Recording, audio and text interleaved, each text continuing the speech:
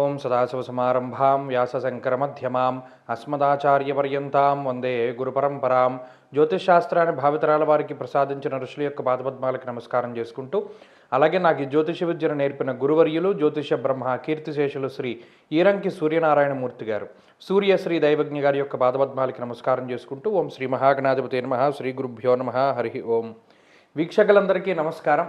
తులారాశి వారికి ఈ వారం మిశ్రమమైనటువంటి ఫలితాలు కనబడుతూ ఉన్నాయి. ప్రత్యేకించి గ్రహణ గోచారం వేరు, మామూలు గోచారం వేరు.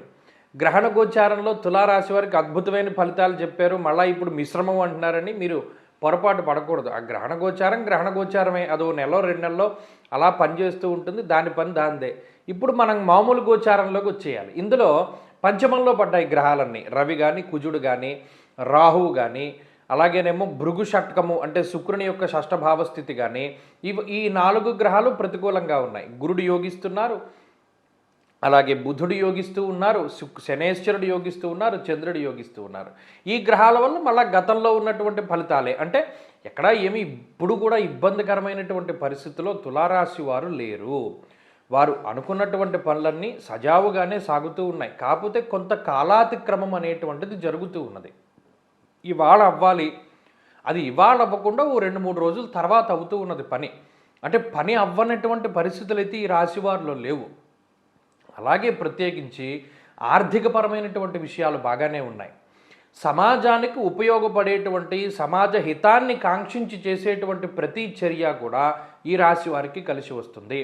మొక్కలు నాటడం దగ్గర నుండి పలానా వాళ్ళకి సహాయం చేసే దాని వరకు అన్నిట్లోనూ కూడా చక్కగా పాలు పంచుకుంటారు. ఈ వారం ఒక రకమైనటువంటి మానసిక సంతృప్తి వస్తుంది. మనం పలానా పని చేయగలిగాము, లేదా పలానాది మనం జీవితంలో సాధించగలిగాము, లేదా ఇప్పటివరకు మనం ఇది చేయలేకపోయాం, ఇప్పుడు ఇది చేయగలిగాము అనేటువంటి మానసిక సంతృప్తి అనేటువంటిది తులారాశి వారికి వస్తుంది.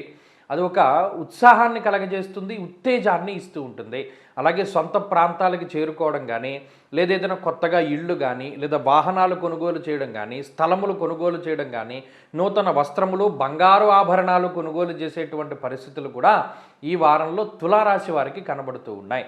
కాబట్టి ఈ వారంలో ఉండేటువంటి పరిస్థితులన్నీ మానసిక ఆనందాన్ని పెంపొందించేటువంటి విషయాలై ఉంటాయి. అది ఉద్యోగపరంగా కానీ, వ్యాపార పరంగా కానీ, కుటుంబ పరంగా కానీ. అటువంటి విషయాలు మరింతగా మనం బలపరుచుకోవాలి, మరిన్ని శుభ ఫలితాలని మనం పొందాలి అనుకున్నప్పుడు ఈ వారంలో విఘ్నేశ్వరుని యొక్క ఆరాధన చేస్తూ ఉండడం చెప్పదగినటువంటి సూచన. అలాగే ఈ వారంలో కలిసి వచ్చేటువంటి రోజు గురువారంగా చెప్పవచ్చును. అదృష్ట సంఖ్య 6, అదృష్ట వర్ణము లేత పసుపు రంగు. తదుపరి వృశ్చిక రాశి.